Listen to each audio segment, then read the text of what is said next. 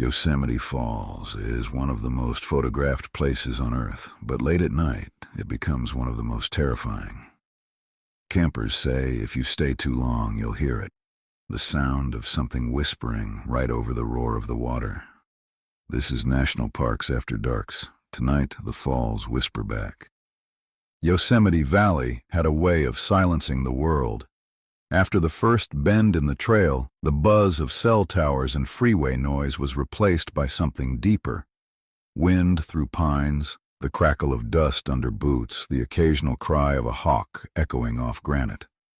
Derek led the group along a narrow deer path, well past official trails and warning signs. "We are almost there," he said, brushing a pine bough aside with the confidence of someone pretending he'd done this hike a dozen times. In truth, he'd stitched together the route from old Reddit threads and YouTube videos posted by ghost chasers. Behind him, Rosa cursed as her foot caught a root. She looked back at the others. "If this place is so great, why isn't it on the damn map?" "Because it's restricted," said Jewel, smirking. "That's the point." "More like stupid," Lena muttered, hugging her jacket tighter. "There's a reason they put fences around things." "Technically, it's just discouraged access," Derek corrected. "The old fire trail goes right past the creek. You can't tell me this view isn't worth it." They emerged from the trees onto a rocky bluff overlooking Yosemite Creek, just before it plunged into the abyss. The falls thundered below, hidden from sight, but their roar filled the air like distant drums. To the right, the jagged crown of El Capitan glowed gold in the setting sun. Half Dome floated on the horizon like the bowed head of some ancient god. Bridal Veil Fall was already shadowed, barely a silver thread in the dusk. Nate pulled off his pack and whistled. "Okay, credit where it's due. This is insane." They set up camp just above the waterline. No tents, just sleeping bags, foam pads, and one weathered fire ring half swallowed by pine needles. Derek squatted next to it, sweeping it clean with a branch. "See, told you, real backcountry fire ring, or someone else broke the rules before us," Rosa said, but she was smiling now. Jules lit the fire with practiced ease, sparks catching dry pine and twigs. Nate got out the Bluetooth speaker and queued up a playlist that felt more like summer than fall. Bourbon was passed around. They didn't say much for a while. The view was too much, the kind of silence that held reverence. And then Jules broke it. "Y'all know the falls whisper back, right?" Lena rolled her eyes. "Don't." "No, seriously. There's a story, old ranger legend. People used to camp up here before the park cracked down. They'd hear voices near the creek. One guy said he saw a woman walking into the water. Never came back. Urban legend." Derek scoffed. Jules raised her eyebrows. "Yosemite's older than any city. These are rural legends, ancient ones." Nate grinned and raised his cup. To rural legends and getting haunted in the woods. They all drank, except Lena. She kept staring off into the trees. The temperature dropped fast after the sun dipped. Nate added another log to the fire while Rosa pulled her hoodie tighter around her ears. "I swear, it just got 10 degrees colder in 5 minutes," she said. "It's elevation," Derek said, "and the creek. Water makes things colder." They all nodded. It made sense. Everything did, until the sound started. It wasn't sudden, more like a slow replacement of sound.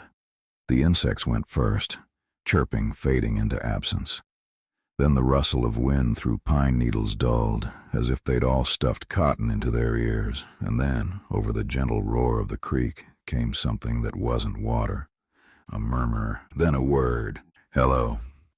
They all looked up at once. "What the hell was that?" Rosa asked. "Probably just..." Nate started, but his voice caught. A new splash came from upstream, a steady rhythm. Step, splash, step, splash. Jules pointed. "There, someone's walking in the water." Flashlight swept toward the creek. Nothing. Then Lena stood. "It said my name." "No, it didn't," Derek said. "I heard it," she whispered. Like someone was standing right behind me." They looked around. No one, just firelight and trees and rushing water. Then the whisper came again. Rosa. She spun and dropped her cup. Okay, no. Screw that. Someone's here. They all stood now, shining their lights toward the woods. Nothing moved. But up on a ledge, maybe 20 feet above the creek, a silhouette stood still against the sky. A woman, at least, the outline of one. But her shape flickered like a heat mirage, and her head tilted in a way that made Jules gasp. Her neck just bent, she whispered, like wrong. And then the fire flickered and died. Darkness hit like a scream, and the fire died in an instant. 1 second, flames danced orange against their faces. The next, just embers hissing in a sudden wind. It wasn't just a gust. It felt like a suction, like the night inhaled everything warm and left behind the cold. Derek fumbled with his flashlight. The beam shot sideways, strobing trees, rocks, shadows. "Grab your stuff," he barked. Jules was already shouldering her pack. "Nope, we're not staying. We're leaving. Now." "Which way?" Lena's voice cracked. "I don't—" Rosa pointed. "The fence, the way we came in. It's downhill. Follow the sound of the falls." But even that was wrong. The falls sounded closer now. Not far below, but behind them, above them. They turned and saw the trees shifting, not physically but visually, like the woods themselves were rearranging. Trails they thought they came in on were now cliffs. Bushes grew where boulders had been. "It's like it's rewriting the forest," Nate whispered. Then the whisper came again, louder, sharper, slicing across the stillness. "You shouldn't be here." They didn't wait. They ran. Branches whipped their faces, rocks rolled underfoot. Lena tripped and fell hard, scraping her palms bloody and losing her flashlight. She screamed, but Rosa was already pulling her up. They heard footsteps behind them, not fast ones, deliberate, like someone dragging something heavy. Crunch, scrape, crunch, scrape. Jules paused at a clearing. Her breath steamed in the cold. "Did you hear that?" They all stopped. Silence. Then AA voice. "Don't leave yet," Jules screamed. Her flashlight swept over the ridge, and there she was. The woman, pale, drenched. Her face was wrong. It didn't settle. It shimmered, as though carved from water. Dozens of faces flickered across it. Male, female, old, young, screaming. She raised an arm and pointed, straight at Derek, and whispered, "You came back." They tore down the hill, their panic eclipsing pain. Derek's lungs burned. His legs churned through mud and root. Behind him, Rosa was crying. Lena was wheezing. Nate was muttering something over and over, some kind of prayer or nonsense rhyme. "Don't look back, don't look back, don't look back." They hit the fence. The same rusted gate they passed hours ago was now closed. Not just closed, chained. Thick black links, crusted in rust, a padlock that hadn't been there before. Derek rattled it. No. We didn't close this," Jules said. "Did we even come through this gate?" Rosa asked. Her voice cracked. "I don't remember a gate." Lena sat hard on the dirt, hands shaking. "I want to go home." "Flashlights off," Nate said suddenly. "What?" Derek snapped. Just do it. Hide." They hesitated, then did it. Darkness swallowed them, breathing ragged, knees to chests. The only sound was the creek and the distant groan of wind through the trees. And then footsteps, closer, deliberate, that same crunching and scraping sound heard earlier, a wet sound like dragging feet. They heard a whisper, barely audible. "You left me."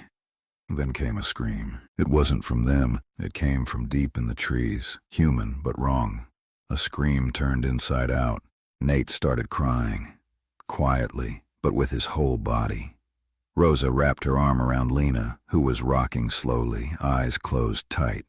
Jules opened her mouth to say something, then stopped. Her flashlight, clutched in one hand, blinked once, then twice. She hadn't touched it. It blinked a third time, then turned on by itself. The beam shined into the trees, and in that cone of light stood the woman. No, not the woman anymore. A thing wearing her likeness, skin like river stone, mouth slack and too wide. One eye bulging, the other leaking something black. Hands too long, nails cracked and curling inward like claws. She didn't move. She didn't have to. They all felt it in their bones. The pressure, the way your body knows a predator is nearby. Then the light blinked out. Time didn't move after the light died. The group sat in silence, backs pressed against the rusted fence. The woods felt sentient, like they were listening to their fear. The wind had stopped entirely. Even the waterfall had quieted, its roar dampened into something that sounded more like breathing. Nate muttered again, "I'm not here, I'm not here, I'm not here." Lena leaned forward, whispering so low it was nearly inaudible. She said, "I took something. I didn't. I didn't take anything." "Who?" Rosa asked, her voice raw. "The woman. I saw her before, last year, on my hike with my brother. We came this way and I thought it was a dream. He heard it too. We never talked about it again." Jules grabbed her by the shoulder. "You came here again?" "I thought it was just," Lena sobbed. "I didn't remember until she looked at me like she knew." They all fell silent. Then Derek stood up. "We're not dying here." "Sit down," Jules hissed. "She wants us scared," he said. "Split. Easy pickings. But if we hold together, we can make it to the ridge. I remember the way." "You don't," Rosa whispered. "That's what she wants you to think." But Derek was already walking. 10 feet, 20. Then a low hum began to rise, almost like bees in the distance. No, not bees. Voices, hundreds of them. They said his name, over and over. "Derek, Derek, Derek, Derek." He turned and screamed. The others saw it just once. His face lit for a second by Lena's flashlight as she panicked and turned it on. Something touched him. Not grabbed, touched. Like fingertips brushing a cheek. But the scream it ripped from him was primal. He fell back into the dirt, clawing at his face. "She's in me." The others dragged him back to the fence. He curled into a ball and didn't speak again. They huddled through the black hours. By 4 a.m., Rosa's lips were blue. Nate had gone quiet. Lena mumbled to herself, staring at her hands. And Derek's eyes never closed, but they didn't see any more. The sky turned the barest shade of ash, and then a bark, sharp, clear, another bark, closer, then a third. 2 dogs burst through the underbrush, German shepherds, lean and fast. One stopped in front of Lena and sat. The other circled the group protectively, ears pinned. Behind them came a man in a Park Service parka, face lined and grim. "You 5 all right?" Nobody answered. Rosa rose first. Her legs buckled, but the ranger caught her. "We're okay," she said automatically, though her voice shook. He took stock of the scene, the rusted gate, the burned-out fire, the broken group of young adults barely holding it together. "Let's get you out." They didn't ask how he found them. They didn't care. As they walked, silent, slow, broken, the ranger led the dogs ahead, scanning the woods with quiet purpose. Only once did he pause. Halfway down the trail, he stopped, turned, and looked back toward the ridge. Rosa, closest to him, saw him squint. "What is it?" she asked. The ranger didn't answer at first. Then softly, almost as if to himself, "Every year, someone hears the falls whisper back, but it's not the falls." She followed his gaze. In the trees, at the edge of sight, stood the woman again. Only this time she wasn't twisted, wasn't wrong. She looked like a hiker, wet, barefoot, shivering, mouthing something with no sound. Then she vanished. The ranger exhaled through his nose. Not fear, but more recognition. "She lost someone," he said, and that was all. They didn't speak about it again, not at the ranger station, not in the weeks after. A quiet pact settled between them. Jules moved out of the bay. Nate started therapy and refused to camp again. Derek didn't come back from himself for a long time. But Rosa visited Yosemite again 6 months later. She stayed on the official trail, sat near the base of the falls, and listened. The wind rustled the trees, the water roared, and somewhere, beneath it all, a whisper, "Thank you." Campfires go cold, voices fade, but the dark remembers everything. Did you like this story? If so, give the video a like and subscribe. Before something follows you home, remember folks, not everything in these parks stays behind the trees.